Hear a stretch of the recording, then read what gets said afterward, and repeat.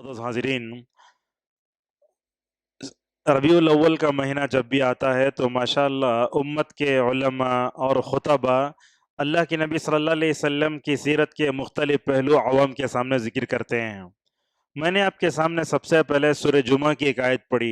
अल्लाह ताला रसूल सल्लल्लाहु अलैहि वसल्लम को दुनिया में क्यों भेजा, उसकी बिअसत के मकासद कई जगह बयान करता है। सूरह आराफ में जिक्र हुआ और यहाँ सूरह जुमा में भी जिक्र हुआ। रिवायतों में आता है रसूल सल्लल्लाहु अलैहि वसल्लम सूरह जुमा की नमाज़ पढ़ते थे।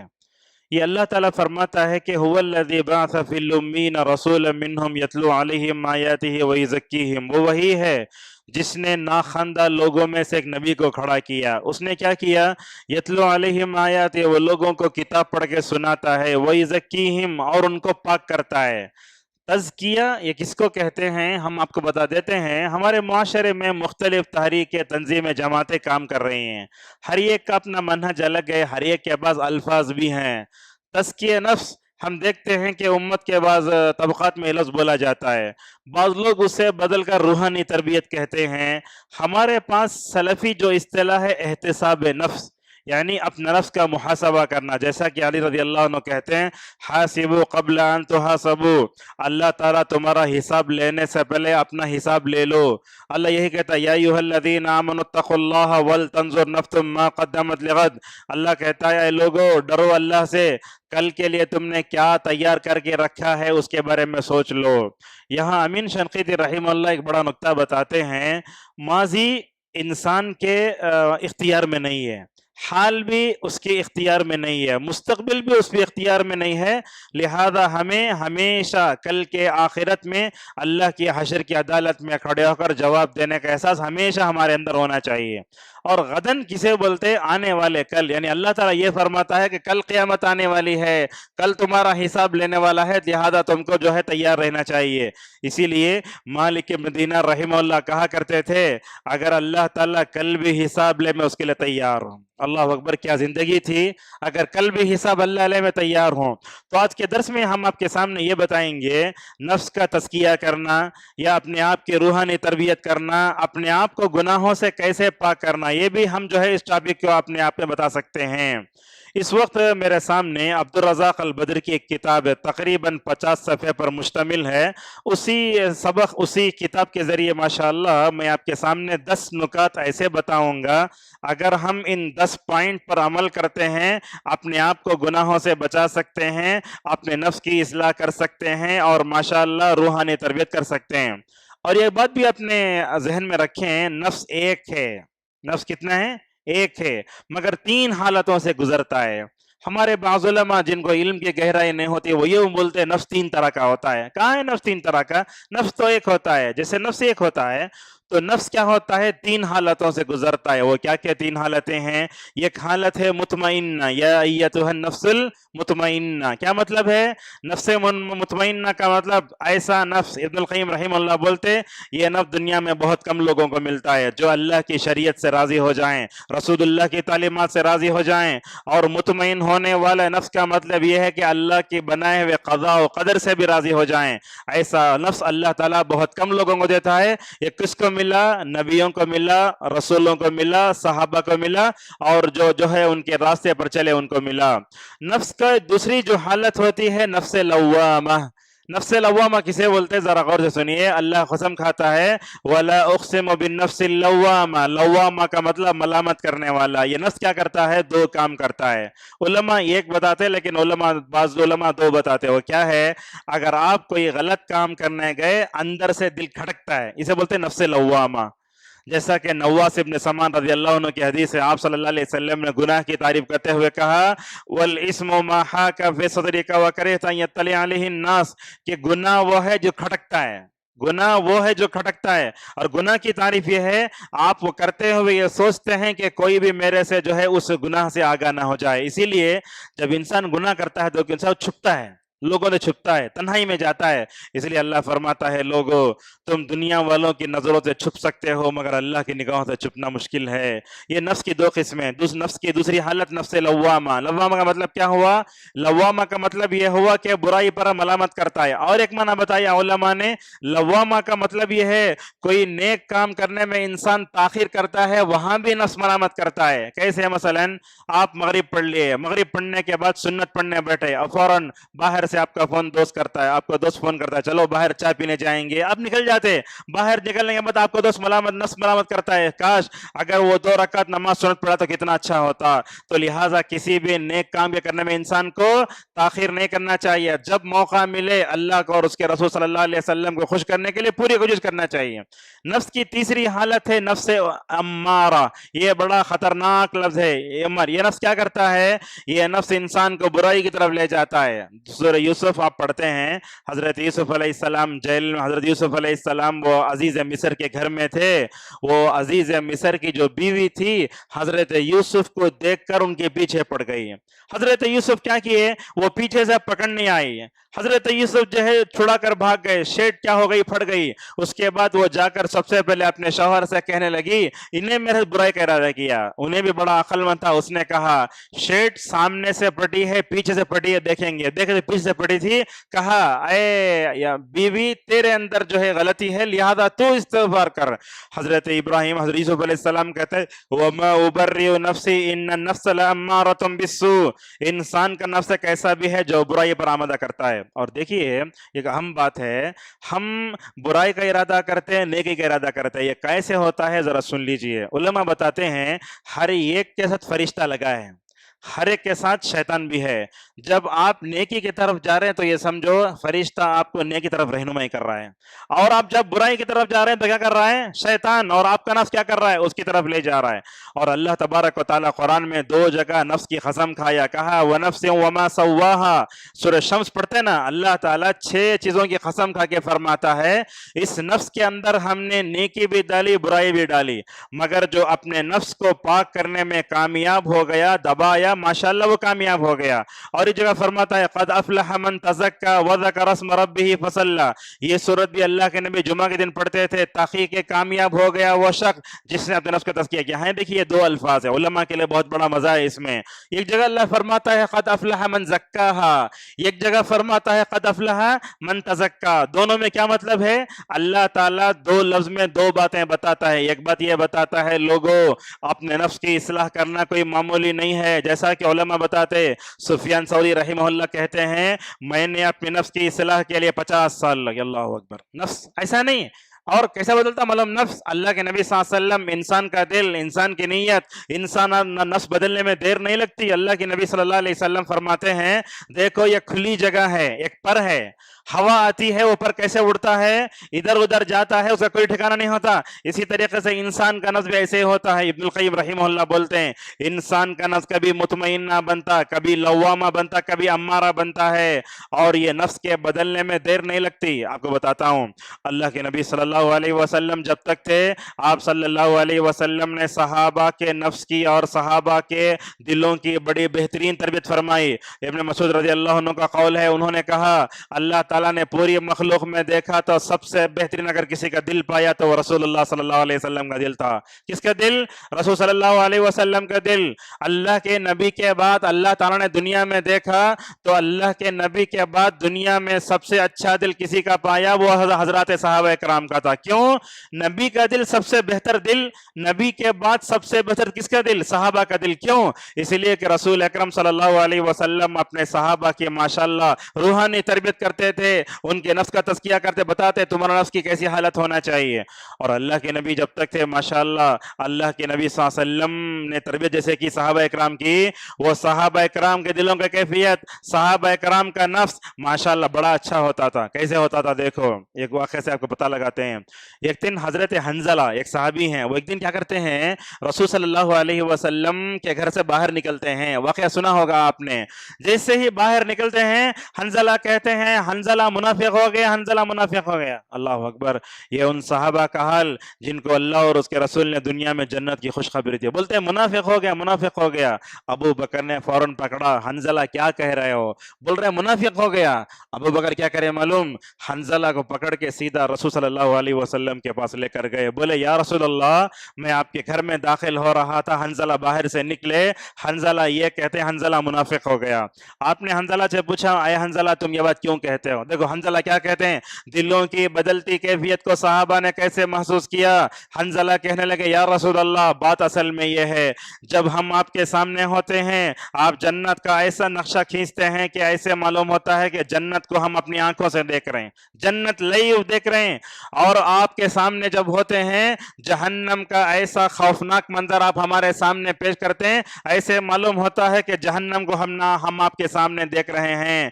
کہہ رہے ہیں یا رسول اللہ, آپ کے محفل میں ہوتا ہوں دل الگ ہوتا ہے, لیکن جیسے ہی آپ کی مبارک محفل سے اوجھل ہو جاتا ہوں, اپنے بیوی بچوں میں چلا جاتا ہوں, دلوں کی کیفیت بدل جاتی ہے. دیکھو اللہ کے نبی صلی اللہ علیہ وسلم تربیت کرتے تو وہاں یہ کیفیت الگ ہوتی. جیسے ہی اللہ کے نبی صلی اللہ علیہ وسلم کے صحابہ اپنے بیوی بچوں میں چلے جاتے تو کیا کہتے, دل بدل جاتا تھا. اس موقع پر نبی کریم صلی اللہ علیہ وسلم نے حضرت حنزلہ سے کہا اے حنزلہ, یہ مجلسوں میں بدلتی دل کی کیفیت کو اگر تم محسوس کرنے لگو, اللہ کے نبی کے جملے, اگر مجلس کی وجہ سے تمہارے دلوں کی بدلتی کیفیت اگر محسوس کرنے لگو, یاد رکھو فرشتے راستوں میں کھڑے ہو کر تم کو سلام کر کے تم کو مصافحہ کریں گے. اللہ اکبر, کتنی بڑی بات رسول صلی اللہ علیہ وسلم نے بتائی ہے. اور آپ نے اس موقع پر حنزلہ سے کہا ساعتن ساعتن, اے حنزلہ اپنے نفس کی تربیت, اپنے نفس کی اصلاح یہ 1 گھنٹے میں نہیں ہوتی, 20 گھنٹے میں نہیں ہوتی, 1 مہینے میں نہیں ہوتی, سال میں نہیں ہوتی, بلکہ کہا اپنے نفس کی تربیت کرنے کے لیے سال لگ جاتے ہیں. اب آپ میرا درس سن رہے ہیں, آپ یہ چاہتے ہیں کہ آپ کا نفس بدلے, آپ کا دل بدلے, آپ اپنے نفس کے بارے میں, زندگی کے بارے میں, مقصد زندگی کے بارے میں سوچتے رہیں, تو اس کے لیے ماشاءاللہ بڑی لمبی تربیت کرنا پڑے گا. دیکھو نبی صلی اللہ علیہ وسلم کو, آپ صلی اللہ علیہ وسلم نے مکے میں بھی صحابہ کی تربیت فرمائی, مدینے میں صحابہ کی تربیت فرمائی.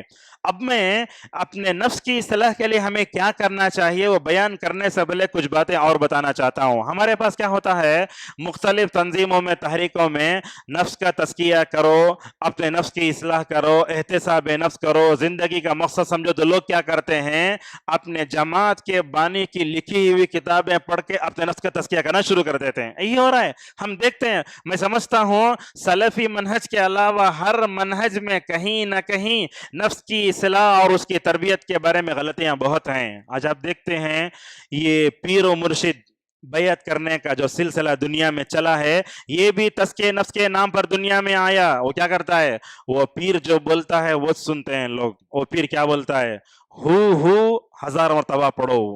اب دیکھو ہمارے مساجد میں دیکھتے ہیں, بعض یوٹیوب وغیرہ میں دیکھا ہوگا, مسجد میں انسان ناچ رہا ہے, ٹوپی پہنا, جبہ پہنا ہے, وہ ناچتا بولتا ہے میرے جسم میں اللہ آگا ہے. اللہ اکبر. یہ تزکیہ نفس کے نام پر ہو رہا ہے. ایک طرف ہم دیکھتے ہیں تزکیہ نفس کے نام پر صوفیہ نے, شیعہ نے, بدعتیوں نے پتہ نہیں کیا کیا کیا. اب دیکھو ہمارے پاس نماز ہوتی ہے, نماز کے بعد ماشاءاللہ ہمارے مجلس میں اجتماعی دعا نہیں ہوتی. کچھ لوگ کیا کرتے ہیں, نماز کے بعد ہاتھ رکھ لیتے ہیں. یہ کون سکھائے, فلاں پیر بولے. اور بعض لوگ اپنے ہاتھ کو یہاں رکھ لیتے ہیں. اب وہ ان کا پیر کیا کرتا ہے, 1 ہفتے کے بعد اور اپڈیٹ ہوتا, بولتا ہے گنڈی کھول کے اندر ہاتھ رکھو. چل رہا ہے تزکیہ نفس کے نام پر چل رہا ہے. اور کیا کرتے ہیں لوگ, ہاتھ رکھ کے ایسا کرتے ہیں. یہ سب طریقے کہاں سے آ گئے؟ کیا یہ نفس کے طریقے اللہ کے نبی صلی اللہ علیہ وسلم نے امت کو سکھائے؟ اگر آپ ان کو بولے تو لوگ کیا کرتے, انہوں جانے تک لوگ مسجد میں دیکھتے رہتے, انہیں نظر جاتے ہی بولتے ہمارے علماء, اکابر علماء ہم نہ تلقین کریں, یہ کام کو ہم نہیں چھوڑیں گے. اب دیکھو حیدرآباد کا موقع کیسا ہے, گنیشا کا جلوس, میلاد کا جلوس ایک دن آیا. اب لوگ کیا کرے, اللہ کے نبی مت مناؤ, مت کرو بول کے علماء بتاتے ہیں, وہ چھوڑنے تیار ہیں مگر دن چینج کرنے تیار ہو گئے. حالانکہ اللہ کے نبی صلی اللہ علیہ وسلم کے زمانے میں, صحابہ کے زمانے میں کہیں نہیں تھی چیز یہ. بلکہ میں تو یہ کہتا ہوں میلاد النبی رسول اللہ کی بے ادبی کی بدترین شکل ہے. یہی تو ہو رہا ہے. کہاں تھا اس نبی نے, کہاں منایا. اللہ کے نبی صلی اللہ علیہ وسلم کے اوپر یہ آیتیں اتری, اے لوگو یہود و نصارہ کے راستے میں مت چلو. اور یہ بات بھی ہمیشہ بولتا ہوں میں, کیا, غیر المغضوب علیہم ولا الضالین. اگر بندہ یہ سمجھ جائے, محفل میلاد کے بارے میں تصور بھی نہیں کرے گا. اللہ سے ہم دعا کرتے ہیں, اے اللہ یہود کے راستے پر مت چلا, نصارہ کے راستے پر مت چلا. میلاد النبی میں کیا ہو رہا ہے, وہ تمام چیزیں ہو رہی ہیں جو کرسمس میں ہو رہی ہیں. کیک کاٹا جا رہا ہے, ناچا جا رہا ہے, اور پتہ نہیں کیا کیا ہو رہا ہے. شاید اللہ کے نبی صلی اللہ علیہ وسلم اگر ان میلاد النبی کے محفل کو دیکھتے نا, بولتے اس میں شریک ہونے والا کوئی بھی مسلمان نہیں ہے. حالت یہی ہے. تو لہٰذا اپنے نفس کا تزکیہ کرنا ہے تو سب سے پہلے ہمیں قرآن کو دیکھنا, حدیث کو دیکھنا, صحابہ کو دیکھنا, اور سلف صالحین کے منہج کو دیکھنا. ورنہ تو کیا کیا ہوتا ہے, میں آپ کو بولوں تو تعجب ہوگا. تزکیہ نفس کے نام پر عورتوں کی عزت سے کھیلا جا رہا ہے. آج وہی ہو رہا ہے. تزکیہ نفس کے نام پر آؤ, ہم نفس کا تزکیہ کرتا ہوں. ہر جگہ محفل ہوتی ہے, بیعت ہوتی ہے, پتہ نہیں کیا کیا ہوتا ہے. ہمارے یوٹیوب چینل میں وہ سب ہے, تزکیہ نفس کے باب میں ہونے والی غلطیاں. میں پورا نہیں دہراتا, میں آپ کو بتانا یہ چاہتا ہوں, تزکیہ نفس کے باب میں ہر جماعت میں, تحریک میں, تنظیم میں غلطیاں بہت ہیں. مگر اللہ اور اس کے رسول صلی اللہ علیہ وسلم نے نفس کا تزکیہ کرنے, اپنی روحانی تربیت کرنے کے لیے جو باتیں بتائیں, اس پر بھی ہماری توجہ ہونا چاہیے. اس ویڈیو کے ذریعے ایک اہم پیغام آپ کے سامنے دینا چاہتے ہیں. وہ کیا, سلفی دعوت میں ایک چیز ہے, وہ دوسری دعوتوں میں نہیں ہے. دوسری دعوتوں منہجوں میں ہمارے سلفی دعوت میں فرق یہ ہے, ہمارے پاس عمل کی کیفیت وہ ہے جو اللہ نے بیان فرمائی. ہمارے پاس عمل کی کیفیت وہ ہے جو رسول اللہ نے بیان فرمائی. ہمارے پاس عمل کی وہ کیفیت ہے جس کو صحابہ کرام صلی اللہ علیہ رضوان اللہ علیہم نے دنیا والوں کو بتایا. ہمارے تزکیہ نفس میں کیا ہے, بدعت نہیں ہے, خرافات نہیں. کسی بزرگ کی بات, بے بنیاد بات سن کر ہمیں نفس کا تزکیہ نہیں کرتے. ہمارے لیے اپنے نفس کا تزکیہ کرنے, نفس کی اصلاح کرنے کے لیے ہمارے پاس قرآن ہے, ہمارے پاس حدیث ہے, ہمارے پاس صحابہ کا منہج ہے. اسی لیے اللہ نے کہا, اے لوگو اگر تم صحابہ کے راستے پر چلو گے ہدایت پاؤ گے, اگر ہم صحابہ کے راستے ہٹو گے اختلاف کا شکار ہو جاؤ گے. آج ہم دیکھتے ہیں دوسری تمام چیزوں میں صحابہ کا منہج یاد آتا, فلاں فلاں 6 رکعت تک 6 زائد تکبیرات سے پڑھے, انہوں ایسا پڑھے, انہوں ایسا پڑھے, ابن مسعود ایسا کرے. مگر تزکیہ نفس کے باب میں ہم دیکھتے ہیں کہ ہم نے صحابہ کرام کے منہج کو بلا دیا ہے. اور یہ تزکیہ نفس کا منہج جو سکتا ہے, اپنے نفس کا تزکیہ کرنا, نفس کی اصلاح کرنا, یہ کوئی معمولی چیز نہیں. انسان کو بڑا بولتے, پاپڑ بیلنے پڑتے, چنے چبانے پڑتے, مشکلات کے جنگلات سے بھی مکمل طور پر گزرنا پڑتا ہے. تو آئیے, وہ عبدالرزاق البدری کی کتاب کا نام ہے تزکیہ نفس کے 10 اہم اصول. اگر یہ آپ یاد رکھ لیں گے نا, اپنا نفس کا تزکیہ کرنے, اپنا احتساب کرنے کے لیے ماشاءاللہ بہت اچھا فائدہ ہوگا. سب سے پہلے ہے اپنے نفس کا تزکیہ ہوگا توحید کے ذریعے. آپ دیکھو دنیا میں نفس کا تزکیہ کرنے کے لیے بعض طبقات میں ہم دیکھتے ہیں خالی نماز پر توجہ دیتے ہیں.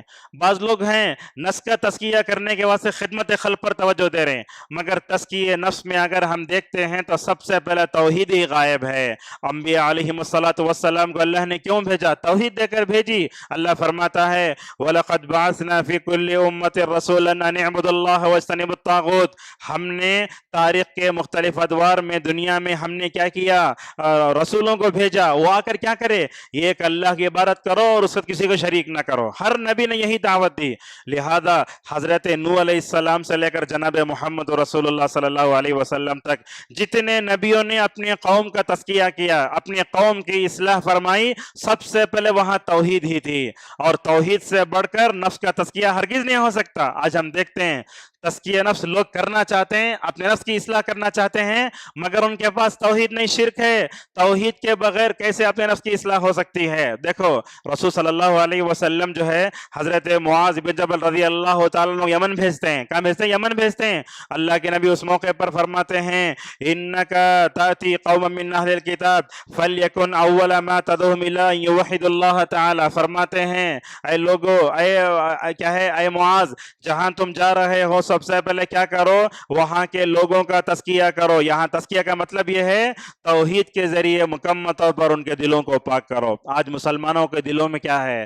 ایک آدمی اپنے نفس کی تربیت کرنا چاہتا ہے, شرک بھی ہے, بدعت بھی ہے, خرافات بھی ہے, انہیں سمجھتا میں تو نفس کے تزکیہ کروں گا. نہیں, نفس کے تزکیے کے لیے سب سے بہترین اگر کوئی چیز ہے تو وہ کیا ہے؟ توحید ہے. اسی لیے اللہ تبارک نے یہ بات بھی کہی وَلَقَدْ أُوحِيَ إِلَيْكَ وَإِلَى الَّذِينَ مِنْ قَبْلِكَ لَئِنْ أَشْرَكْتَ لَيَحْبَطَنَّ عَمَلُكَ وَلَتَكُونَنَّ مِنَ الْمُشْرِكِينَ. اللہ کے نبی, اگر آپ بھی شرک کریں آپ کے عمل تباہ و برباد ہو جائیں گے.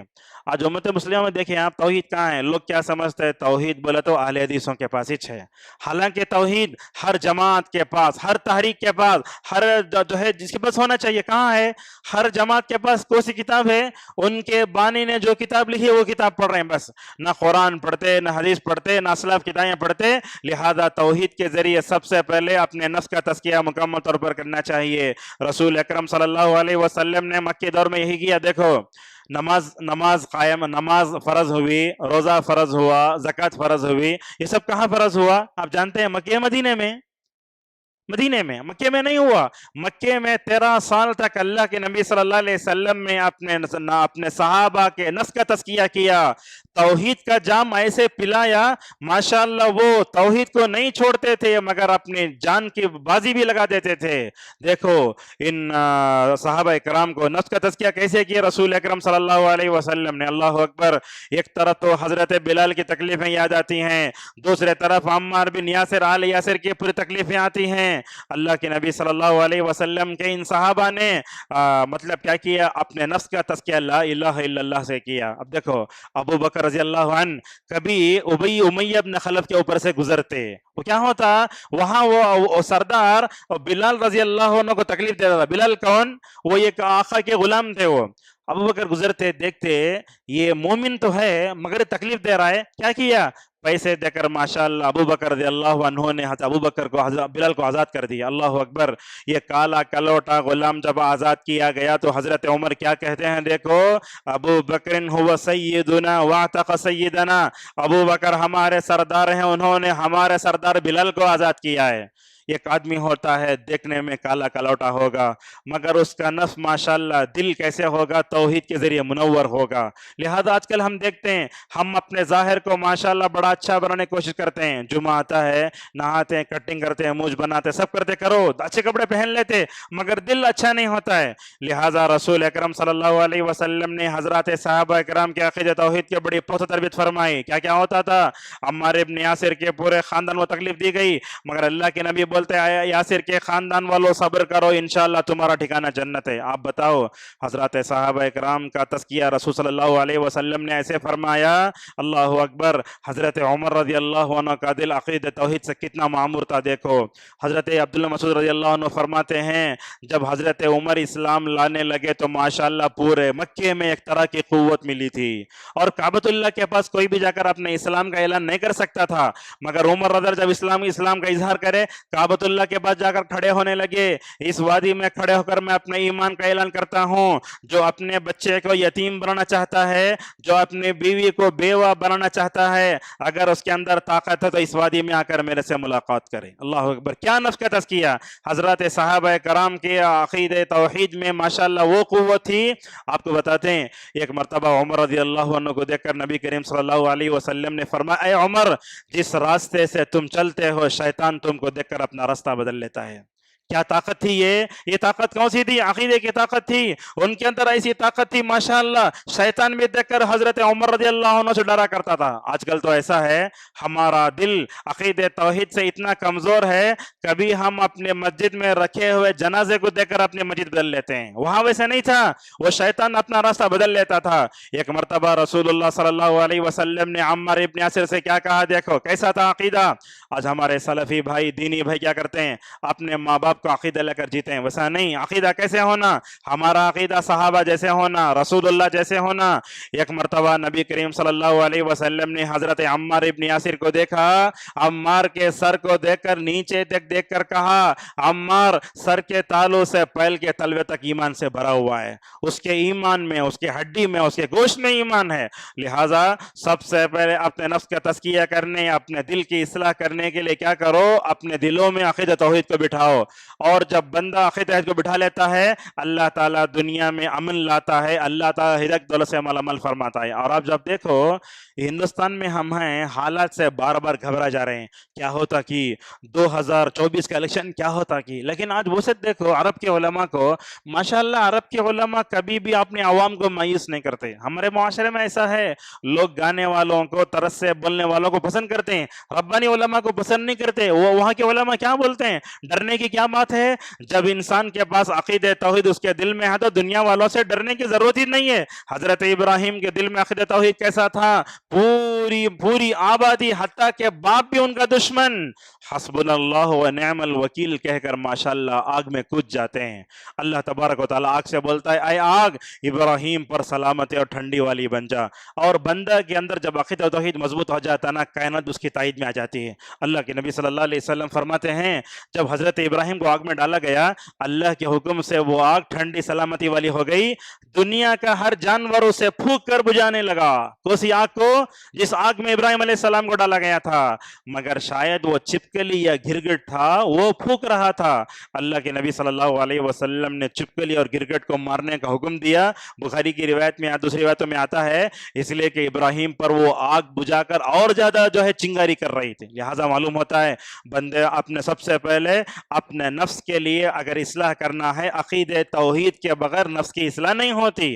یہ عقیدہ ایمان اپنے دل میں بٹھاؤ اور اپنے ایمان کو ویسے مضبوط کرو جیسے صحابہ کرام کا تھا۔ اپنے نفس کی اصلاح کے لیے ہمارے پاس جو دوسرا بڑا بہترین چیز ہے وہ دعا کرنے کا ہے۔ ہم دیکھتے ہیں اجتماعی دعا تو نہیں ہے مگر ہم انفرادی دعا سے بھی دور ہیں۔ ہم کبھی کبھی ایسے ہوتا ہے مہینے گزر جاتے اللہ کے سامنے ہاتھ اٹھا کر دعا کرے توفیق ہی نہیں ہوتی۔ اور یہ بات یاد رکھو جو بندہ دعا نہیں کرتا اس کے دل میں تکبر ہے، اور اسی لیے اللہ فرماتا ہے جو لوگ دعا نہیں کرتے وہ تکبر ہیں اور جہنم میں جائیں گے ایسے لوگ۔ دعا عبادت ہے۔ دیکھو آپ اگر میرے پاس 10 روپے پوچھے میں آپ کو غصہ کروں گا، لیکن اللہ کے پاس نہ پوچھنے سے غصہ آتا ہے۔ اللہ کے نبی فرماتے ہیں بندہ جب دعا کرتا ہے تو ہوتا کیا ہے، اللہ تبارک و تعالیٰ اس کے ہاتھ کو خالی ہاتھ لوٹانے سے شرماتا ہے۔ لہٰذا ہمارے 24 گھنٹے نہ گزریں ہم ضرور دعا کریں۔ اللہ نے خود کہا تم دعا کرو میں قریب ہوں، میں تمہاری دعا کو قبول کروں گا۔ لہٰذا دعا کرنا بڑا بہترین ہے۔ اللہ نے کئی جگہ اس کی طرف مکمل طور پر اشارہ فرمایا۔ اور یاد رکھو دعا بڑی اتنی بہترین چیز ہے کہ بندہ اپنے نفس کی اصلاح کے لیے دعا کر سکتا ہے۔ ہم ہاتھ اٹھاتے ہیں اللہ کے سامنے پتہ نہیں کیا کیا پوچھتے ہیں، لیکن کبھی اپنے نفس کی اور کبھی اپنے دل کی اصلاح کے لیے بندے کو دعا کرنا ہے۔ کچھ دعائیں آپ کو بتاتے ہیں۔ اس وقت میں حضرت زید بن ارقم رضی اللہ عنہ کہتے ہیں کہ رسول اکرم صلی اللہ علیہ وسلم یہ دعا پڑھتے تھے اللہم آتی نفسی تقواہا، اے اللہ تم میرے نفس میں اس کا ڈر ڈال دے، وزکیہا انت خیر من زکاہا، اے اللہ تو نفس کو پاک کر اور تیرے سے زیادہ پاک کرنے والا اور کوئی نہیں ہے، انت ولیہا تو اس کا دوست ہے، تو اس کا نگران ہے۔ اس دعا کو ذکر کرنے کے بعد علماء کہتے ہیں کہ دعا ہمیشہ پڑھنا چاہیے۔ میں آپ کو نصیحت کرتا ہوں فرض نمازوں میں تو نہیں پڑھ سکتے، نفل نمازوں میں دعا سجدے میں پڑھو، اور خصوصاً جب آپ تہجد میں رہتے اس وقت اس دعا کا اہتمام کرو۔ اور اسی طریقے سے میں نے آپ کے سامنے وہ گفتگو کے آغاز میں وہ حدیث پڑھی تھی، حضرت انس اور ام سلمہ رضی اللہ عنہما کہتے ہیں اللہ کے نبی صلی اللہ علیہ وسلم کو یہ دعا ہمیشہ پڑھتے ہوئے دیکھے، یا مقلب القلوب ثبت قلبی علی دینک۔ دونوں نے کہا یا رسول اللہ آپ یہ دعا کیوں زیادہ پڑھتے ہیں؟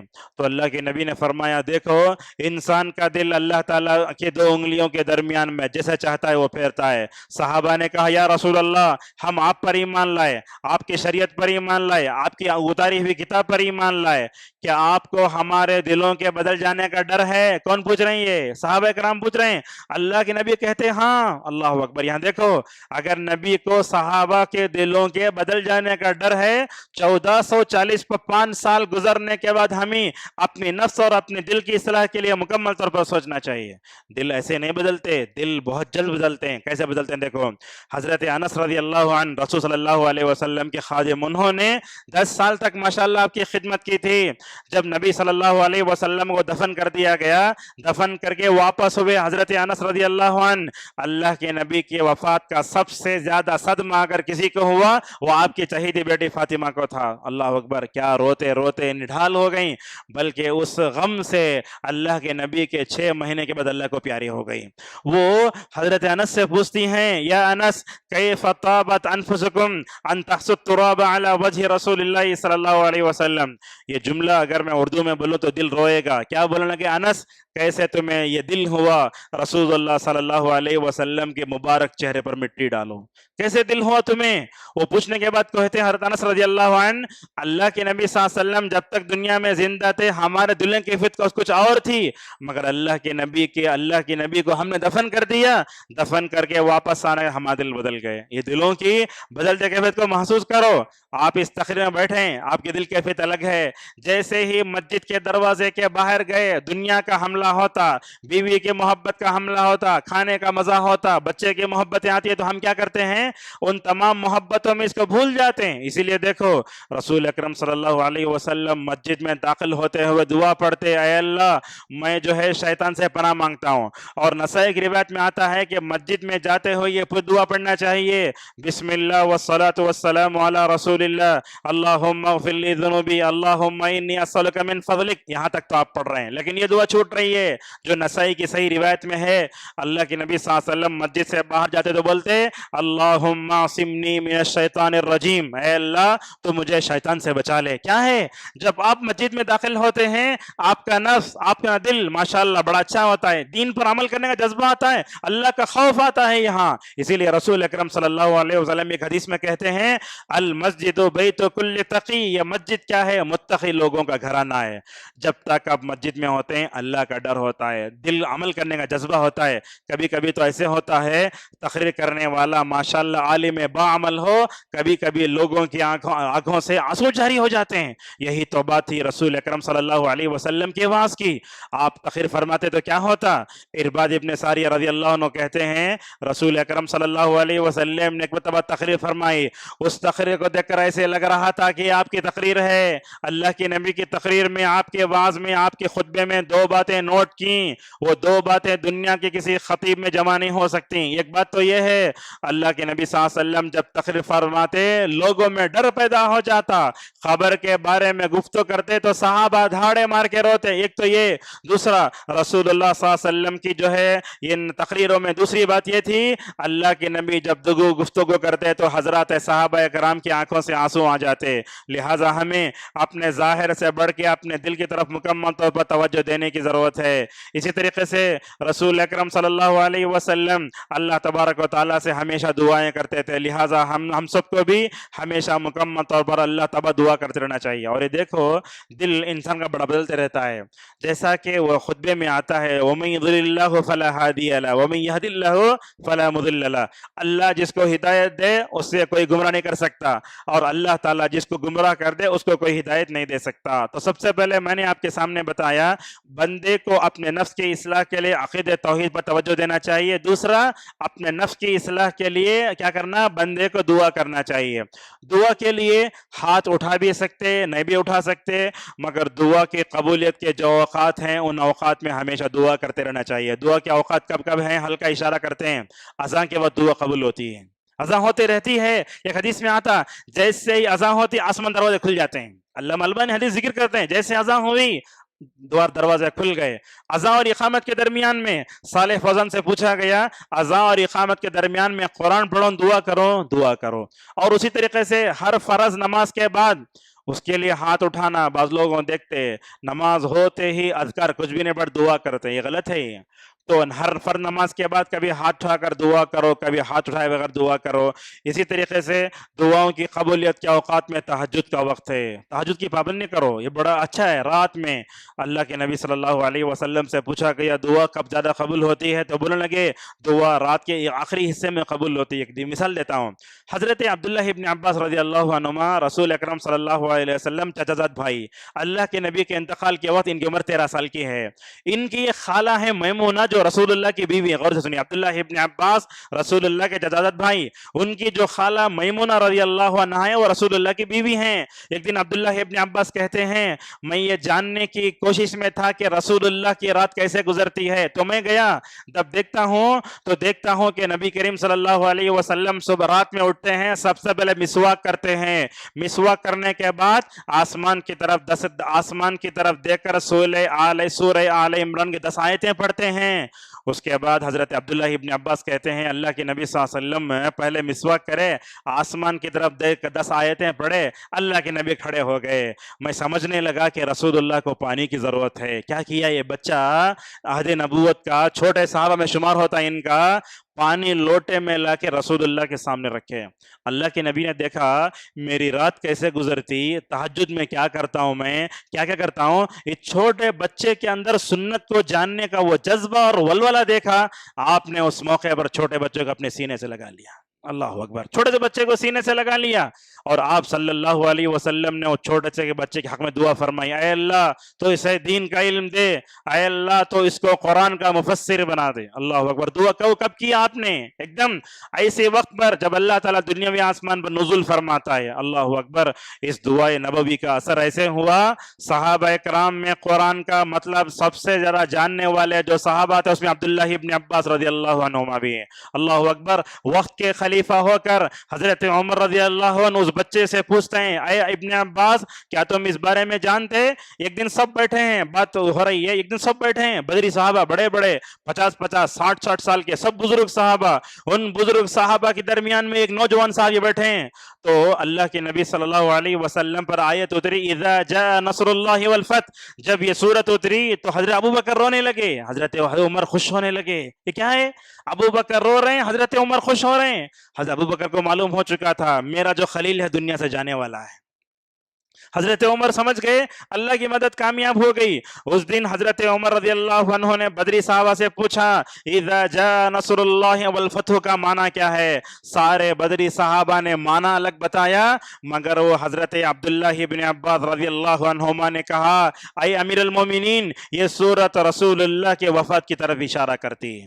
حالانکہ اب حضرت عمر وقت کے خلیفہ, اس وقت حضرت عمر نے ابن عباس کی طرف متوجہ ہو کر فرمایا یہ تم نے یہ بات جو کہی کہ یہ سورت وفات نبوی اور رحلت نبوی کی طرف اشارہ کرتی ہے, یہ بات سب سے پہلے میں تمہارے سامنے سنتا ہوں. لہذا ہم سب کو اپنے نفس کا تزکیہ کرنے کے لیے دعاؤں کا اہتمام کرنا چاہیے. اور دعا ایسا ہے انسان کے دل پر بڑا اچھا اثر چھوڑتی ہے. آپ کبھی سخت دل ہوتا نا دعا کرو, اور میرا اپنا تجربہ ہے, کبھی دعا میں آپ کو اپنے اللہ تعالیٰ سے محبت پہ رونا آیا, کبھی اپنے گناہوں پر رونا آیا, ویسے موقع پر زیادہ رو لینا, اس لیے کہ یہ موقع بہت کم ملتے ہیں, جل چھن جاتے ہیں. لہٰذا اپنے نفس کے تزکیے کے لیے مکمل طور پر ہمیں دعاؤں کا اہتمام بھی کرنا چاہیے. اسی طریقے سے اپنے نفس کا تزکیہ کرنے کے لیے قرآن کریم کی مکمل طور پر ہمیں مطالعہ کرنا چاہیے. دیکھو ہمارے پاس ہوتا کیا ہے, سوشل میڈیا آیا, واٹس ایپ آیا, فیس بک آیا, انسٹاگرام آیا, یوٹیوب آیا, لوگ کیا ہو رہے ہیں ان تمام چیزوں کو رکھ کر دین سے دور ہو جا رہے ہیں. ایک بات بھی آپ کو بتاتے ہیں, علماء دور دور سے آتے تقریر کرنے اپنے علم کی زکوٰۃ نکالنے کے واسطے. لوگ کیا کرتے ہیں, لائیو دیکھ لیں گے بولتے ہیں. سامنے حاضر ہونا لائیو دیکھنے میں کیا فرق میں آپ کو بتاتا ہوں. یاد رکھو آپ اس مجلس میں آ کر بیٹھتے ہیں تو آپ کا دل کا تزکیہ ہوتا ہے, آپ کا نفس کا تزکیہ ہوتا ہے, اور ان مجلسوں میں خیر کی مجلسوں میں بیٹھنے کا جو ثواب ہے وہ ثواب آپ کو ملتا ہے. فرشتے گھیر لیتے, اللہ کی رحمت آتی ہے, مگر آپ لائیو دیکھنے سے کیا ہوتا ہے وہ بات نہیں ہوتی. اسی لیے دیکھو اللہ کے نبی صلی اللہ علیہ وسلم نے جمعہ کے موقع پر کیا فرمایا, جو آدمی جلتا تھا امام سے قریب ہونا, لوگ ویسا نہیں کرتے. لوگ کیا کرتے, آج آ کے لائن سے بیٹھ جاتے, وہ جمعہ ہوتا ہی بھاگ جاتے. امام کے جتنا قریب ہوگے تو ہوگا کیا ہوگا, یہ آپ وہ ٹاپک کا اثر خطیب کے چہرے پر جائے گا. جب خطیب کے چہرے کو آپ دیکھیں گے تو ماشاءاللہ آپ کے دل پر اچھا اثر پڑے گا. اسی لیے رسول اکرم صلی اللہ علیہ وسلم جو ہے جمعہ کے دن مسجد امام کے قریب آنے کی مکمل طور پر کوشش کرتے ہیں. اور ہمارے پاس ہوتا ایسے ہے, رات میں ڈیٹا آف کرے, صبح سویرے پہلے اٹھ کر ڈیٹا آن, 2500 میسج آتے واٹس ایپ پہ, پہلے وہ پڑھتے ہیں. یاد رکھو آج ہمارے زندگیوں میں برکت نہیں ہے, نہ کمائے ہوئے پیسوں میں برکت ہے, اور نہ تو کھانے میں برکت, نہ پینے برکت, نہ وقت میں برکت ہے. یاد رکھو وقت میں برکت چاہتے ہو 24 گھنٹے میں قرآن کا مطالعہ کرو. یاد رکھو صبح سویرے قرآن کا ایک صفحہ, حافظ کو تو ایک صفحہ, ایک پارہ, 3 پارے کم از کم. ایک جو عام آدمی ہوتا ہے ایک دن میں ایک پارہ ضرور پڑھ لینا. اگر نہیں پڑھے گا تو دن میں کوئی بھی کام نہیں ہوتا. دیکھو اگر آپ صبح میں اٹھتے ہی سب سے پہلے قرآن کریم کا مطالعہ کرے, قرآن پڑھ لیے, آپ دیکھو اللہ تبارک و تعالیٰ اس وقت میں برکت کیسے دیتا ہے. میں آپ کے سامنے کتنی مثالیں دوں, میرے پاس وقت بھی کم ہے. اللہ اکبر. ایسے ایسے ہمارے صحابہ کرام تھے 7 دن میں پورا قرآن پڑھتے تھے. علامہ قرطبی رحمہ اللہ کہتے ہیں جو آدمی 40 دن سے بڑھ کر قرآن ختم نے کیا وہ غافلوں میں سے ہیں۔ آج ہم دیکھتے ہیں قرآن نوجوانوں کو پڑھنے نہیں آتا، پڑھنے آیا تو ہم چھوڑ دیتے۔ ایسے حفاظ بھی آپ کو ملیں گے جو قرآن چھوڑ دیے، بھلا دیا گیا، نعوذ باللہ۔ تو لہٰذا قرآن کی تلاوت ہمارے لیے بہت ضروری ہے، اسی لیے رسول اکرم صلی اللہ علیہ وسلم بھی ہمیشہ قرآن پڑھتے تھے، پڑھاتے تھے۔ یہ ماحول ہم دیکھتے ہیں ہر جگہ کم ہوتا ہے، قرآن سے دور ہوتے جا رہے ہیں، قرآن سے دور ہوتے جا رہے ہیں۔ ایسا ہے درس قرآن ہوتا ہے پبلک بھاگ رہی ہے، یہ بھی غلط ہے۔ لہٰذا قرآن کے ذریعے بھی ماشاءاللہ اپنے نفس کا تزکیہ کرو، قرآن پڑھتے ہو تو دیکھو کیا ہو رہا ہے کیا نہیں ہو رہا ہے۔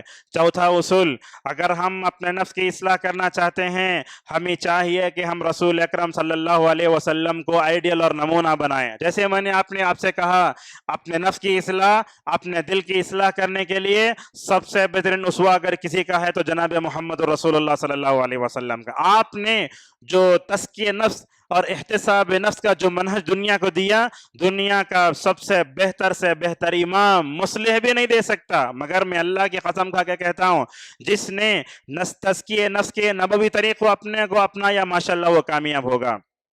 اس وقت مجھے صالح عثیمی کی وہ بات یاد آتی ہے جس میں وہ کہتے ہیں نفس کا تزکیہ کرنا چاہتے ہو تو 3 علماء کی کتابیں ضرور پڑھو، یہ نوٹ کرو۔ یہ کون؟ ابن تیمیہ، ابن القیم اور ابن رجب۔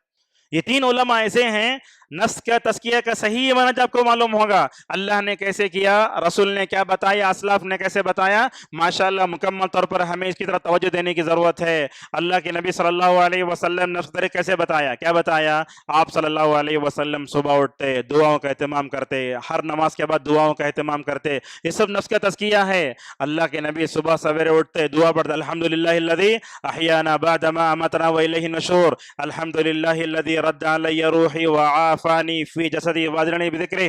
آج کل ہوتا ہے اٹھتے ہی پہلے بٹی، ہمارے پاس عادت ہے بٹی، یعنی تو پھر میسیجز یا تو پھر اخبار، نہیں، اٹھتے ہی دعا پڑھو۔ اگر آپ اٹھتے ہی دعا نہیں پڑھو گے تو بھلا بتاؤ یہ کافر میں اور ایک مسلمان کے صبح میں کیا فرق رہ جاتا ہے؟ لہذا رسول اکرم صلی اللہ علیہ وسلم نے کیسے شب و روز گزارے ویسے ہمیں گزارنا چاہیے۔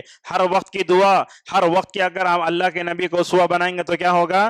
ماشاءاللہ رسول اکرم صلی اللہ علیہ وسلم کی نفس کا تزکیہ بھی ہمارے اندر آئے گا۔ اسی لیے علماء بتاتے ہیں، دیکھو یہ کیا ہے، ایک ڈاکٹر ہوتا ہے جسمانی ڈاکٹر، یہ اللہ کے نبی، صحابہ اکرام، علماء، یہ روحانی ڈاکٹر ہیں آپ کے۔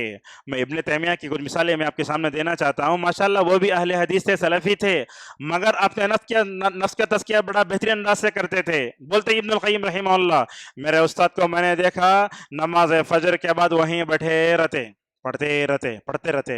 ایسا ہوتا چاش کا وقت ہوتا، اٹھتے چاش کی نماز پڑھ کے وہیں بیٹھ جاتے۔ بولتے ابن قیم رحمہ اللہ، ابن تیمیہ کا جو غلام ہوتا وہ ناشتہ لے کر آتا تھا، ناشتہ لے کے لا کے رکھتا۔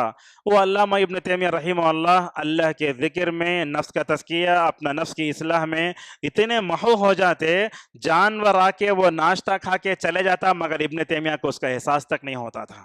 ابن القیم پوچھتے ہیں، شیخ یہ کیسے تمہارے اندر؟ بولتے اللہ کے ذکر میں جو مزہ اور لذت ہے اس بھوک نے مجھے اس بھوک کو مٹا دیا ہے۔ رمضان میں یہی ہوتا ہے۔ رمضان میں کیا ہوتا؟ ہم اپنے نفس کا تزکیہ کرتے ہیں، اپنے نفس کو اور اپنے دل کو ماشاءاللہ پاک کرتے ہیں روزے کے ذریعے۔ لہذا ہمیں رسول اکرم صلی اللہ علیہ وسلم کا نفس کا تزکیہ کرنا چاہیے۔ ابھی تھوڑی دیر پہلے آیا، نفس کا تزکیہ ہوتا ہے قرآن سے۔ میں آپ کو بتاتا ہوں، ابن تیمیہ کے ایک شاگرد ہیں ابن عبدالہادی رحمہ اللہ، وہ بتاتے ہیں میرے استاد ابن تیمیہ کو جیل میں ڈالا گیا۔ واقعہ سنیے، میرے استاد ابن تیمیہ کو جیل میں ڈالا گیا۔ جب جیل میں چلے گئے تو جاتے ہوئے بولے الحمدللہ۔ کیوں؟ اس لیے کہ وہاں جانے کے بعد اللہ سے تعلق اور دین کی خدمت کا موقع ملے گا۔ لہٰذا مورخین لکھتے ہیں ابن تیمیہ کو جب جیل میں ڈالا گیا، جیل کی پوری دیواروں کو لکھ کر ماشاءاللہ پورا بھرا دیا۔ اللہ اکبر! ابن تیمیہ نے جیل میں 80 مرتبہ قرآن ختم کیا۔ شاید زندگی میں اب تک 80 مرتبہ ہمیں قرآن نہیں پڑھے ہوں گے۔ اللہ اکبر! جیل میں 80 مرتبہ قرآن پڑھنا یہ بہت بڑا مجاہدے کا کام ہے۔ پھر بھی مرتے وقت ابن تیمیہ کا افسوس دیکھو، کہتے ہیں مجھے افسوس ہے کہ میں نے قرآن کا حق ادا نہیں کیا۔ اللہ اکبر! ایسا اگر ابن تیمیہ کا یہ سلف یہ مننا چاہیے، اسلاف میں سے ہیں، مگر ہم ان کو عقیدے کے مسئلے میں لے لیتے ہیں، مگر قرآن سے اپنے نفس کا تزکیہ، اللہ سے تعلق اور لوگوں سے اچھا سلوک کرنا یہ بھی بہت اہم ہوتا ہے۔ لہذا ہم نفس کا تزکیہ کریں تو ہم قرآن کو دیکھیں اور اس کے بعد نبی کریم صلی اللہ علیہ وسلم کو اسوہ بنائیں. نبی کریم صلی اللہ علیہ وسلم کو اسوہ بنانے کے بعد صحابہ کو اسوہ بنانا کیسا؟ آج کل ہم دیکھتے ہیں کیرلا وغیرہ میں ہوتا ہے، نماز کے بعد سب لوگ مل کر ہو لا الہ الا اللہ سبحان اللہ ڈلتے رہتے ہیں. وہ سب امام پڑھتا ساتھ میں پڑھتے رہتے ہیں. یہ کیا ہے؟ یہ دو ہم آپ بتاتے ہیں. کوفہ میں حضرت عبداللہ مسعود رضی اللہ عنہ ایک مسجد میں داخل ہوئے. کون؟ ابن مسعود. وہاں گیا تو دیکھ رہے ہیں بیٹھ کے کیا کر رہے ہیں؟ سبحان اللہ بول رہا ہے، کنکری پھینک رہا ہے. سبحان اللہ بول رہا ہے، کنکری پھینک رہا ہے. اور ہمارے حضرت صحابہ کرام کیسے بدعت دیکھے تو مٹا دیں گے، وہ مٹانے کے واسطے اپنی جان بھی دینے تیار ہو جاتے. حضرت صحابہ کرام ویسے تھے. جا کر بولنے لگے اے لوگوں کیا کر رہے ہو؟ بولے ہم ذکر کر رہے ہیں. بولے حضرت عبداللہ مسعود رضی اللہ عنہ اے کوفے کے لوگوں تمہیں کیا ہو گیا ہے؟ ابھی دنیا سے رسول اللہ کو جائے ہوئے کوئی لمبا موقع نہیں گزرا، آپ کا جھبا بھی ابھی بوسیدہ نہیں ہوا، مگر یہ ذکر کی نئی بدعت تم کیا ایجاد کر رہے ہو؟ وہ کنکرے لے کر جو وہ اللہ اکبر سبحان اللہ بول رہے تھے، وہ کنکریاں لے کر وہ سارے صوفیوں کو مار کر ماشاءاللہ مسجد سے باہر بھگایا. آج دیکھو ذکر کے بارے میں کیا کیا بدعتیں ہوتی ہیں. لوگ بولتے ہیں یا سلام 313 مرتبہ پڑھتے نیند آ جاتی ہے. لوگ بولتے ہیں لا الہ الا انت سبحانک کا پڑھتے ویسے ہو جاتا ہے. یہ سب کہاں سے آئے؟ یہ یاد رکھو اللہ اور اس کے رسول نے ہمیں جو بتایا وہی سر آنکھوں پر، ورنہ دنیا کا کوئی بھی پیر کوئی بھی بیعت کرنے والا کوئی بولا تو اس کے بعد ہرگز ماننا نہیں چاہیے. تو لہذا رسول اللہ کو نمونہ بناؤ، اسی طریقے سے رسول اکرم صلی اللہ علیہ وسلم کے صحابہ کو نمونہ بناؤ. آپ دیکھو جب تک صحابہ زندہ تھے تربیت میں کوئی بدعت نہیں آئی، مگر جب اس کے بعد کے ادوار میں تب تعوین کے بعد میں عجم میں زیادہ اسلام قبول کرنے لگے، ایران سے لوگ آئے، بنو امیہ بنو عباس ایک زمانہ آیا، بعد میں تربیت کے نام پر بوری بدعتیں نعوذ باللہ اسلام میں داخل ہو گئی. میں آپ کو بتاتا ہوں یہ صوفیہ جو بولتے ہیں نا اپنے آپ کو، یہ لوگ کیا کرتے ہیں؟ تربیت کے نام پر جو اپنے نفس کا تزکیہ کرنے کا وہ پیر کے پاس جا کے دو طریقہ سیکھتے ہیں. میں سمجھتا ہوں اللہ سے قریب ہونے کے بجائے وہ دور ہو جاتے ہیں. لہذا ہمیں اپنے اصلاح نفس کا وہی طریقہ اپنانا چاہیے جو رسول اکرم صلی اللہ علیہ وسلم نے امت کو بتایا. اصلاح نفس کا 5واں طریقہ یہ ہے کہ کیا سب سے پہلے کیا کرنا چاہیے؟ جو چیز غلط ہے اسے باہر نکالنا اور جو چیز اچھی ہے اس کے اندر ڈالنا چاہیے. میں آپ کو بتاتا ہوں آپ کے جسم میں بیماری آ گئی، ڈاکٹر کیا کرتا؟ وہ جسم کی بیماری جسم میں سے بیماری کو نکالتا، بعد میں طاقت کے لیے دوا دیتا. اسی لیے علامہ البانی رحمہ اللہ کہتے ہیں سب سے پہلے تمہارے نفس میں جو کبر ہے، غرور ہے، تکبر ہے، بدعت ہے، خرافات ہے اسے نکالو. بعد میں کیا کرو؟ گناہوں کو نکالو گے، اللہ کی نافرمانی کو نکالو گے، ماشاءاللہ اللہ تبارک و تعالیٰ کی جو معرفت ہے وہ مکمل طور پر تمہارے دلوں میں آ جائے گی. آج صوفیہ میں 4 لفظ بڑے مشہور ہیں. کیا ہے؟ طریقت، معرفت، حقیقت، پتہ نہیں کیا ہے. میں تو ایسے بولتا ہوں یہ طریقت، حقیقت، معرفت = جہالت. یہی ہے. یہ طریقت کہاں سے آ گئی؟ معرفت کہاں سے آ گئی؟ ہمارے پاس تو کیا ہے؟ 4 چیزیں ہیں. کیا ہے؟ ایمان، عمل صالح، عمل صالح کے بعد اس عمل صالح کی طرف دعوت دینا، اور عمل صالح کی طرف دعوت دیتے ہوئے انسان کو صبر کا مظاہرہ کرنا چاہیے. لہذا جہاں تک ہو سکے عمل صالح کی طرف توجہ دو. ہمارے کچھ سلفی بھائیوں کو ہم دیکھتے ہیں وہ کیا سمجھتے ہیں؟ اپنے دل میں توحید آ کر ہمیں اس کے بعد جو کچھ کریں مطلب اللہ معاف کر لیتا ہم نا. یہ بھی بات غلط ہے. یاد رکھو ایمان کے بعد عمل صالح بہت اہم ہے. اسی طریقے سے 6واں قاعدہ ہے ہم آپ کے سامنے بیان کرتے ہیں. انسان کے تزکیہ نفس کے لیے جو 6واں قاعدہ ہے جو علماء نے بیان فرمایا، یہ تزکیہ نفس کے دروازوں کو بند کرنے والی جتنے چیزیں ان تمام چیزوں کو مکمل طور پر ہمیں ختم کرنا چاہیے. ابن تیمیہ رحمہ اللہ کہتے ہیں میں نے قرآن میں غور کیا، سب سے نوا بخش اور کوئی دعا مجھے سیکھی تو اہدنا الصراط المستقیم ہے. کیا مطلب ہے؟ بندہ سیدھے راستے پر ہے، پھر دعا کرتا ہے اے اللہ تو مجھے سیدھے راستے پر چلا. کیا مطلب ہے اس کا؟ اس کا مطلب یہ ہوا کہ اے اللہ تو مجھے سیدھے راستے پر چلا، اسی پر ثابت قدم رکھ. اسی لیے اللہ کے نبی صلی اللہ علیہ وسلم دعا کرتے تھے. لہذا معلوم ہوا ہمیں یہ اصلاح نفس کے بارے میں جو کچھ رکاوٹیں آتے ہیں ان رکاوٹوں کو دور کرنا چاہیے. کیا کیا رکاوٹیں؟ آج کے زمانے میں اپنے دل اور اپنے نفس کی اصلاح کے لیے سب سے بڑی رکاوٹ یہ ہمارا اپنا موبائل ہے. نماز ہوتے ہی فوراً لوگ میسج دیکھتے ہیں، نماز ہوتے ہی فوراً کال کرتے ہیں۔ اگر آپ موبائل میں سے دعائیں اٹھا کر پڑھو کوئی حرج نہیں ہے، مگر نماز کے بعد ذکر و اذکار سے اپنے آپ کو الگ کر لینا اور دعاؤں کا اہتمام نہیں کرنا، فوراً بھاگ جانا، یہ سب جو ہے اچھے لوگوں کی عادت نہیں ہے۔ ابن بطال رحمہ اللہ کہتے ہیں جس کے گناہ زیادہ ہو جائیں اس کو چاہیے کہ وہ نماز کے بعد وہیں بیٹھا رہے۔ ہوتا کیا ہے، نورانی مخلوق ہمارے حق میں دعائیں کرتی ہے۔ کیا دعا کرتی ہے؟ اے اللہ یہ تیرا بندہ تیری خاطر بیٹھا ہے، اس کی مغفرت فرما دے، اسے رحم، اس پر تو رحمت نازل فرما۔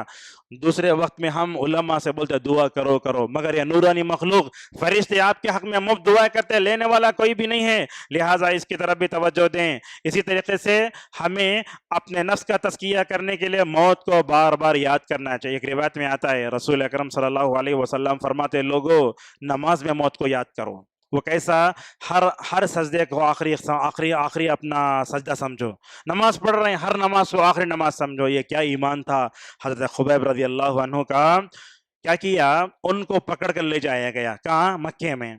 مکے میں پکڑ کر لے جایا گیا۔ ایک دن انہوں نے اپنا استرا جو حجام کے بہت نا وہ نکالا، وہ نکالتے ہی جس گھر میں ان کو بند کیا گیا تھا، ایک عورت آنے آ کر کہا کیا تم میرے بچے کو مارتے ہو؟ استرا دیکھ کر وہ سمجھ گئی میرے بچے کو مار دو گے، نہیں میرے بچے کو نہیں مارو۔ کیوں؟ اللہ کے پاس جانے سے پہلے جہاں جہاں کے بال نکالنا تھا وہ بال نکال کر پاک ہو رہے ماشاءاللہ خبیب رضی اللہ عنہ۔ اور اس کے بعد جب ان کو پھانسی پر چڑھایا گیا، پھانسی پر چڑھائے جانے سے پہلے پوچھا کیا تم یہ چاہتے ہو کہ تمہاری جگہ محمد صلی اللہ علیہ وسلم کو پھانسی دے دے؟ کیا محبت حضرات صحابہ کرام کی! خبیب رضی اللہ عنہ کہنے لگے اللہ کے نبی صلی اللہ علیہ وسلم کو، اللہ کے نبی کے پیر میں میری خاطر کاٹا بھی چوبے میں برداشت نہیں کرتا۔ یہ بات کہ خبیب رضی اللہ عنہ نے پھانسی پر چڑھانے کی تیاری ہو رہی ہے، لوگوں نے پوچھا تمہاری آخری خواہش کیا ہے؟ کیا اللہ سے تعلق تھا؟ خبیب رضی اللہ عنہ دوسرا کوئی ہوتا تو بولتے ایک مرتبہ بیوی سے مل لیتا ہوں، بچے سے مل لیتا ہوں، آج وہی تو ہوتا ہے۔ خبیب رضی اللہ عنہ کہنے لگے اللہ کے حضور میں جانے سے پہلے 2 رکعت نماز پڑھنے کی مجھے تو ماشاءاللہ کیا کرو، امید دو، مجھے مہلت دو۔ خبیب رضی اللہ عنہ اپنے زندگی کی آخری نماز پڑھ رہے ہیں۔ خبیب رضی اللہ عنہ کہتے ہیں میں جب اپنی زندگی کی آخری نماز پڑھنے لگا میرا دل میں یہ کہہ رہا تھا کہ نماز کو لمبا کروں۔ کیوں؟ اس لیے کہ یہ میرے زندگی کی آخری نماز تھی، مگر میں اپنی نماز کو مختصر کر لیا۔ فوراً نماز سے مختصر کرنے کے بعد اپنے دشمنوں سے کہنے لگا، دشمنوں تم مجھے دنیا کے میں ختم کر رہے ہو، میری زندگی مجھے پھانسی پر چڑھا رہے ہو، میں نے اپنے زندگی کی آخری نماز پڑھی ہے، دل تو یہ چاہتا تھا کہ کیا کروں، اللہ تبارک و تعالیٰ سے محبت کے نتیجے میں نماز کو لمبا کروں۔ اگر میں نماز کو لمبا کروں گا تم کہو گے خبیب موت کے ڈر سے نماز کو لمبا کر رہا ہے۔ اللہ اکبر! کیا یہ اپنے نفس کا تزکیہ کرتے تھے حضرات صحابہ کرام! اس طریقے سے ہمیں اپنے نفس کا تزکیہ کرنے کے لیے موت کو بار بار یاد کرنا چاہیے۔ موت کو بار بار یاد کرنے کے لیے میں کچھ نسخے بتاتا ہوں، سن لیے۔ کوئی لمبی چوڑی تقریر کرنے کی ضرورت نہیں ہے، سورہ فاتحہ پڑھتے نا اس میں دیکھو مالک یوم الدین، یہ آیت آپ کو آخرت کی یاد دلانے کے لیے کافی ہے۔ آپ بولتے اے اللہ تو بدلے کے دن کا مالک ہے، اگر وہاں کوئی کھڑے ہو کر سمجھ کر اس کو پڑھ لے میں سمجھتا ہوں آخرت کی تیاری کے لیے بیٹھنے کی بھی ضرورت نہیں ہے۔ اور اسی طریقے سے ذرا سوتے وقت دیکھو کیا بولتے اللہم بسمک اموت، اے اللہ میں تیرا نام لے کر مرتا ہوں۔ بندہ ہر دن سوتے وقت موت کو یاد کرتا ہے، اسی لیے اللہ کے نبی صلی اللہ علیہ وسلم نے فرمایا یہ موت نیند کی بہن ہے۔ اور بعض روایتوں میں آیا بندہ کہتا ہے اللہ اگر تو میرے زندگی میں خیر رکھا ہے تو میرے روح کو واپس کر، اے اللہ اگر میرے زندگی میں خیر نہیں ہے تو میری زندگی کو اپنے پاس رکھ لے، اپنے روح کو اپنے پاس رکھ لے۔ اس طریقے سے اور جب صبح سویرے اٹھتے ہیں تو اس وقت ہم موت کو یاد کرتے ہیں، بولتے ہیں الحمدللہ الذی احیانا بعدما اماتنا، تمام تعریفیں اس اللہ کے لیے ہیں جس نے مجھے مرنے کے بعد دوبارہ زندہ کیا، اور اس وقت ہم اللہ کے پاس لوٹائے جائیں گے۔ میں تو بولتا ہوں سواری پر بیٹھتے تب بھی ہم موت کو یاد کرتے ہیں، سبحان الذی سخر لنا ھذا وما كنا له مقرنین وانا الى ربنا لمنقلبون۔ میں تو اس آیت کی تفسیر میں ہمیشہ یہ جملہ کہتا ہوں ہمارا دنیاوی ہر سفر آخرت کی یاد دلاتا ہے۔ اسی لیے اللہ کی نبی صلی اللہ علیہ وسلم رات میں سوتے وقت یہ پڑھتے تھے، کیا پڑھتے تھے؟ اے اللہ مجھے اس عذاب سے بچا لے جو عذاب قیامت کے دن دوسروں کو دیا جائے گا۔ اور آخرت کی تیاری کے لیے اور سب سے آسان نسخہ سورہ ملک کی تلاوت کرو، الذی خلق الموت والحیات لیبلوکم ایکم احسن عملا، اس نے موت اور زندگی آزمائش کے لیے پیدا کی ہے۔ اور حضرت صحابہ کرام موت کو یاد کرنے کے لیے بیٹھتے بھی تھے. حضرت صحابہ کرام آخرت کو یاد کرنے کے مختلف بیٹھتے تھے. کیا ہمارے گھروں میں محفل میں جو ہوتی ہے کیا کبھی اس میں آخرت کی یاد آتی ہے؟ دیکھو اللہ کے نبی صلی اللہ علیہ وسلم کو درد سر ہوا, عائشہ کو بھی درد سر ہوا. حضرت عائشہ نے کہا یا رسول اللہ اگر آپ میرے سے پہلے مر جاتے ہیں میں آپ کو نہلاؤں گی, کفن دوں گی اور جو ہے دفناؤں گا. حضرت عائشہ کہتی ہیں اللہ کے نبی فرماتے عائشہ اگر میرے سے پہلے تم مر جاؤ گی تو میں تم کو نہلاؤں گا, کفن دوں گا, نمازی پڑھاؤں گا. اگر ایسی آج کوئی بات اپنی بیوی کے سامنے کہے تو آج بیوی بولتی میرے سامنے ایسے بیکار باتیں مت کرو. اللہ اکبر, اپنی آخرت یاد دلاؤ. دیکھو اللہ کے نبی صلی اللہ علیہ وسلم دنیا سے جا رہے ہیں, فاطمہ کو بلا کر ایک بات کان میں بولتے ہیں, ہنسنے لگی اور ایک بات پہ ہنستی ہے. میں عائشہ پوچھتی فاطمہ ابا جان نے تمہارے ذہن میں تمہارے کان میں کیا کہا تھا؟ تو عائشہ فاطمہ بولتی ہیں حضرت اللہ کے نبی نے فرمایا اے فاطمہ جس بیماری میں تمہارا باپ مبتلا ہے اسی بیماری میں دنیا چھوڑ دے گا. فاطمہ رونے لگی اور ہنسنے لگی. وجہ کیا؟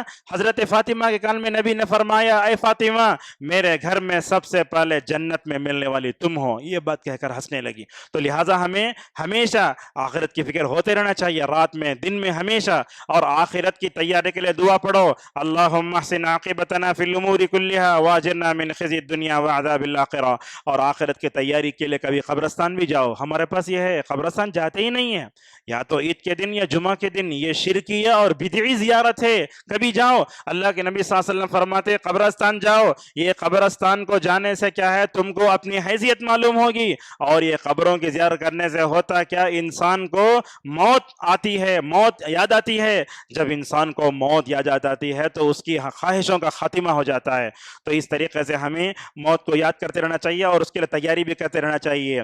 اسی طریقے سے اپنے نفس کا تزکیہ کرنے کے لیے بہترین دوست, یہ بھی بہت بڑی نعمت ہے. آپ کا دوست کیسا ہو؟ آپ کا دوست ایسا ہو جو آپ کو آخرت کی یاد دلاتا ہو. آپ کا دوست ایسا ہو جو نماز کو پکڑ بلا لے آتا ہو.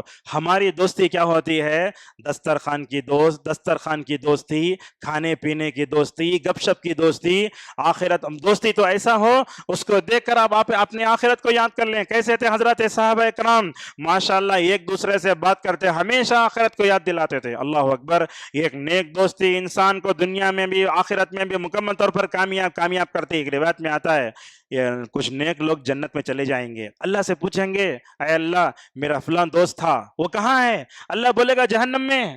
تو یہ بولے گا میں جا کر بلا کر لاتا ہوں. تو اللہ بلا بھیجے گا, وہ دوست وہاں سے نکلے گا, جا کے جہنم میں سے اپنے وہ دوست کو بلا کر لے کر آئے گا. دیکھو نیک دوست انسان کے لیے جنت میں جانے کا ذریعہ بنتا ہے. اسی لیے امام حسن بصری رحمہ اللہ کہا کرتے تھے لوگوں نیک لوگوں سے دوستی کرو, نیک لوگوں سے جتنا چاہو دوستی کرو. نیک لوگوں سے دوستی تمہاری دنیا بناتی ہے. قبر میں چلے جائیں گے ہاتھ اٹھا کر تمہارے حق میں دعا کریں گے, اور نیک لوگوں سے دوستی کرنے سے ماشاءاللہ بندہ جنت میں بھی جائے گا. اسی لیے اللہ فرماتا ہے الاخلاء یومئذ بعضهم لبعض عدو الا المتقین. لہذا نیک دوستی بہت اچھی ہے. اب کیسا انسان پر دوستی کا اثر کیسے ہوتا ہے میں آپ کو سمجھاتا ہوں. دیکھیے میں سفید کپڑے پہنا ہوں, اگر یہ سفید کپڑے پہن کر ویلڈنگ کی دکان گیا میں, کیا ہوتا؟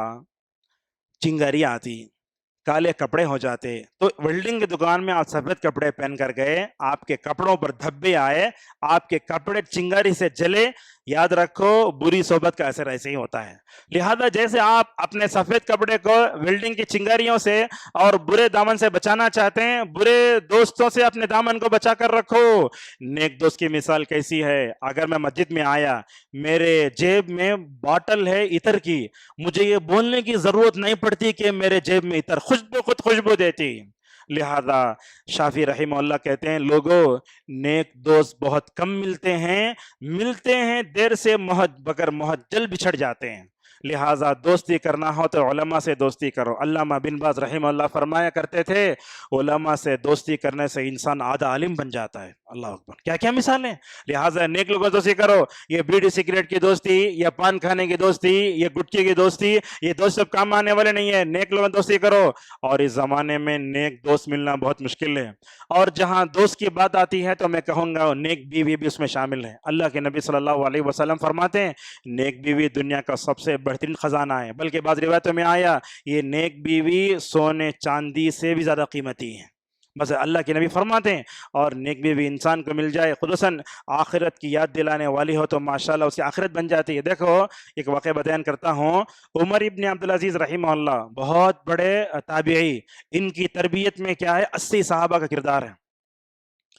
ان کی تربیت کرنے والے کا نام تھا صالح بن کیسان۔ یہ عمر ابن عبدالعزیز رحمہ اللہ مدینے میں رہتے تھے، انشاءاللہ ایک 10 منٹ میں اپنی بات کو سمیٹتے ہیں۔ تو مدینے میں رہتے تھے، ایک دن کیا کیے نماز کو دیر سے آئے، ان کے مربی نے پوچھا نماز کو کیوں دیر سے آئے؟ عمر بن عبدالعزیز کہنے لگے ذرا بالاں پھرا لے کو تھا میں، معمولی انداز سے بولے تو کٹنگ ایسا کیا ہے کنگھی کر رہے تھے، شاید پہلے رکعت چھوٹ گئی، نماز دیر سے آئے۔ تو انہوں نے کیا کیا معلوم؟ عمر کی جو تربیت کرنے والے آدمی تھے انہوں نے ان کے والد کو خط لکھا، تمہارا بیٹا بالا پھرانے کے شوق میں نماز کو دیر سے آ رہا ہے۔ کچھ بھی نہیں بولے، کیا کریں معلوم؟ مدینے کو خط لکھے، ایک حجام کو ساتھ میں بھیجے، جاؤ مدینے میں عمر جہاں کہیں ہو پورا سر مونڈ کرا جاؤ۔ گئے، سر مونڈ کرا گئے، بس ختم ہو گیا۔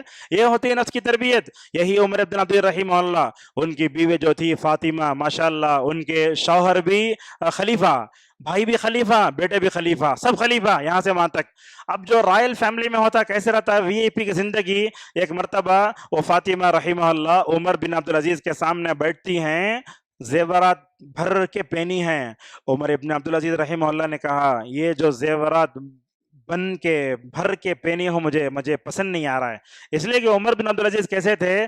خلیفہ بننے سے پہلے ان کی زندگی جو ہے وی آئی پی زندگی تھی، مگر وہ خلیفہ بننے کے بعد کی کاڑے لگاتے تھے۔ اللہ اکبر! کیا کیا؟ شوہر کو جو کام پسند نہیں وہ کبھی نہیں کرنا۔ ہمارے عورتیں کیا کرتی ہیں معلوم؟ ہونا بلکہ عورت وہ اپنے شوہر کو جلاتی ہیں اور غصے مبتلا کرتے ہیں۔ کیا کریں معلوم؟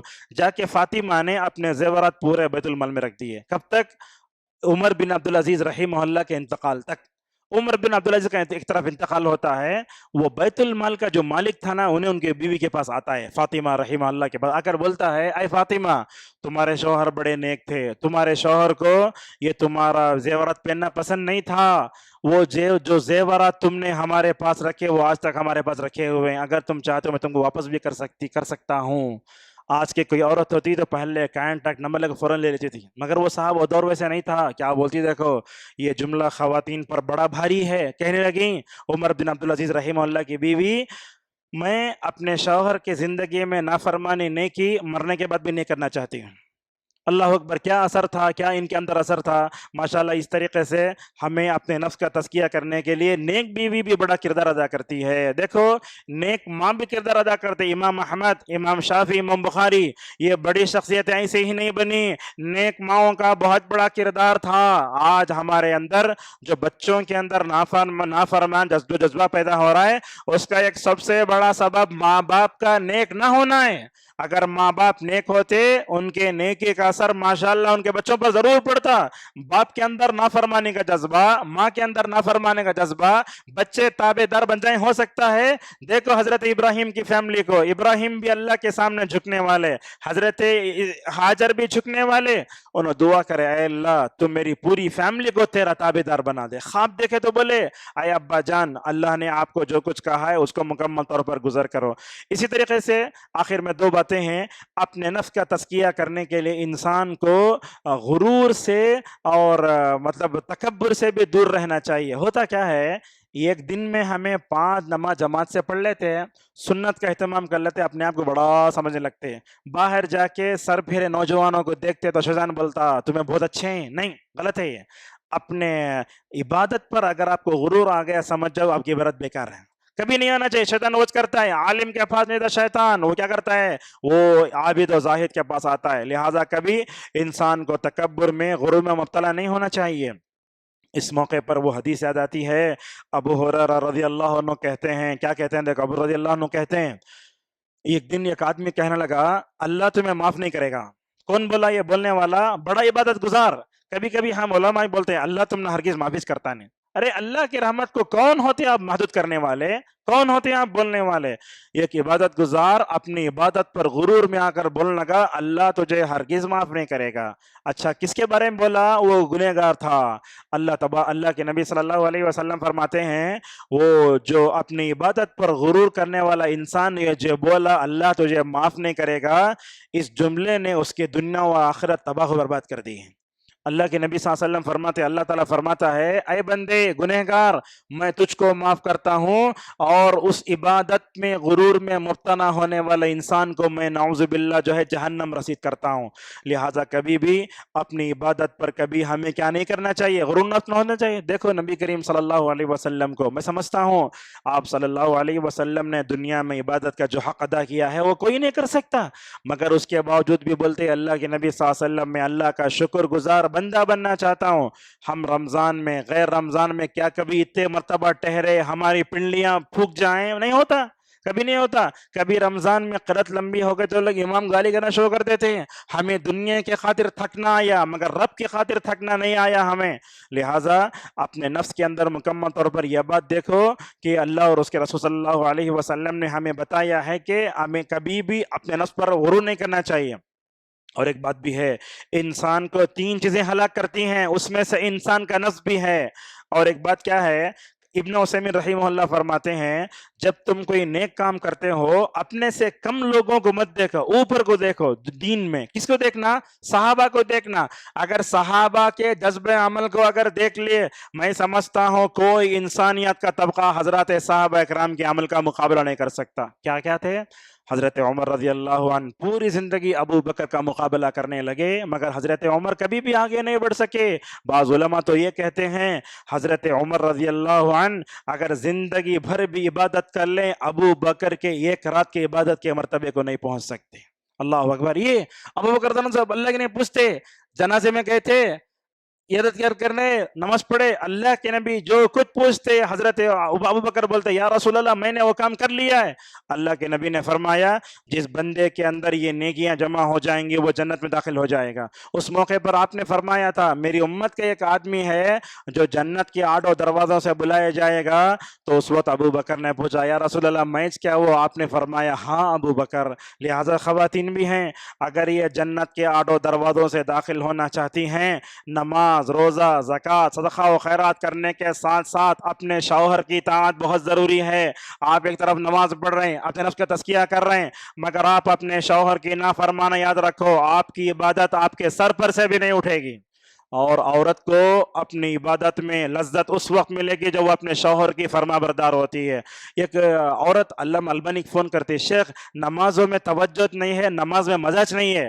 شیخ البانی اسے بولتے تم جا کے اپنے جو ہے بیوی کا حق ادا، اپنے شوہر کا حق ادا کرو۔ انہیں بولتی شیخ یہ کیسے ہو سکتا ہے، میں اپنے شوہر کا حق ادا کیے تو مجھے کیسے عبادت میں لذت ملتی ہے؟ تو علامہ البانی اس عورت کو حدیث سنانے لگتے ہیں کہ نبی کریم صلی اللہ علیہ وسلم نے فرمایا کوئی بھی عورت اپنے نماز میں خشوع خضوع، توجہ، حلاوت، مٹھاس، چاشنی پیدا کرنا چاہتی ہے تو اسے مکمل طور پر اپنے شوہر کا فرما بردار بن کر رہنا چاہیے۔ آج کے درس کی آخری چیز یہ ہے، اگر ہم اپنے نفس کی اصلاح کرنا چاہتے ہیں، ہمارے نفس پر جو حالتیں گزرتی ہیں ان حالتوں کو ہمیں محسوس کرنا چاہیے۔